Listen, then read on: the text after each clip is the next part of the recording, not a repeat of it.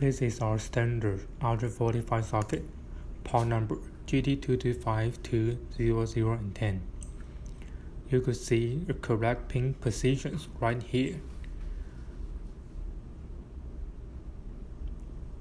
You'll have to connect with a crimped RJ45 plug using your crimping tool or machine like this one, and you will have a crimped plug with cable.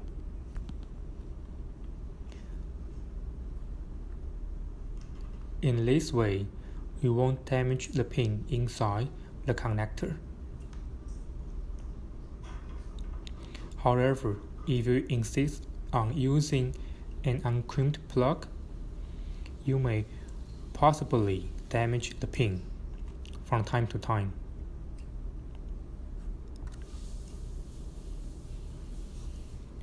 We cut off the damaged connector to show you that the pin didn't go to the right place compared to the standard one.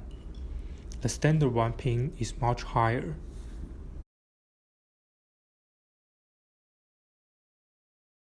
The pin which is damaged will cause poor connections or even disconnection.